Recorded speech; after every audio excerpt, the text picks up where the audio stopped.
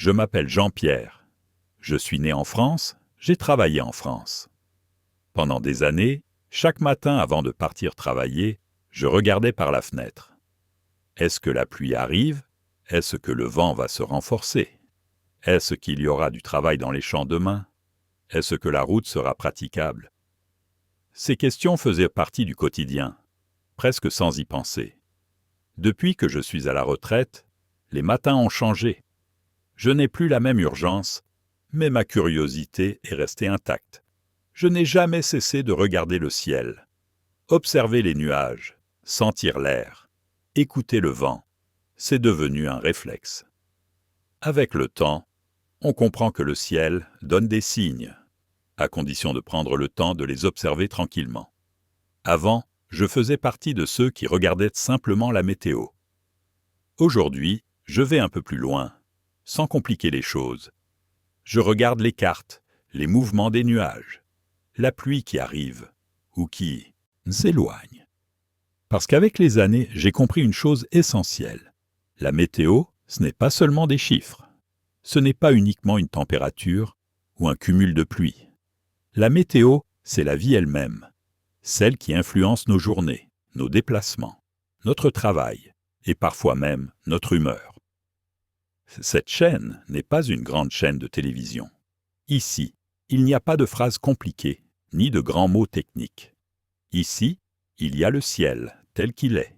Ici, il y a l'expérience de quelqu'un qui observe depuis longtemps.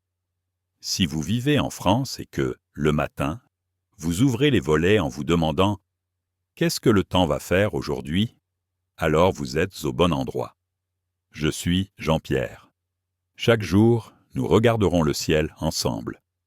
Quand le temps le permet, ici.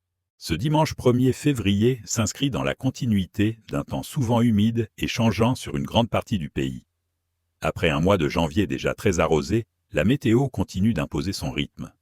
Les perturbations venues de l'Atlantique se succèdent, apportant régulièrement de la pluie, parfois du vent, et laissant peu de place à un vrai répit. Les parapluies restent donc utiles sur de nombreuses régions, même si certaines zones, notamment autour de la Méditerranée, retrouvent par moments un peu plus de calme et de lumière.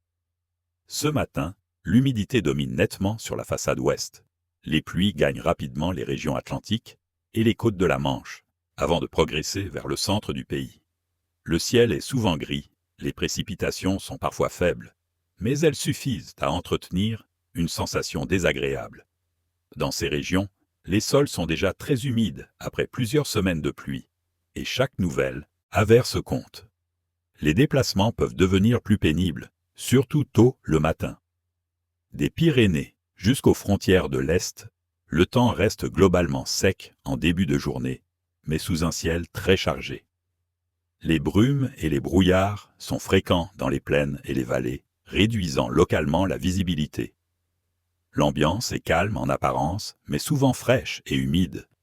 À l'inverse, les régions méditerranéennes profitent d'un retour plus net au calme. Du Languedoc à la Provence, de larges éclaircies s'installent, offrant un contraste marqué avec la grisaille de l'ouest. Au lever du jour, les températures sont assez contrastées. Elles descendent autour de 3 degrés en Alsace, où l'ambiance reste fraîche, tandis qu'elles atteignent déjà 12 degrés au Pays basque, dans une atmosphère plus douce mais encore humide.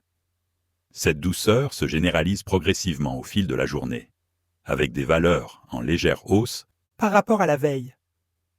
Au cours de l'après-midi, la pluie continue de concerner une bonne partie du pays. De la Bretagne jusqu'au centre, le ciel reste souvent couvert avec des pluies intermittentes. Quelques éclaircies tentent de percer entre l'ouest de la Bretagne et l'Aquitaine, mais elles restent généralement temporaires. De la Manche jusqu'au centre, l'ambiance demeure grise et humide. Dans l'est, de l'Alsace à Rhône-Alpes, le temps reste sec mais très nuageux, sans véritable éclaircie durable. Autour de la Méditerranée, le soleil résiste mieux.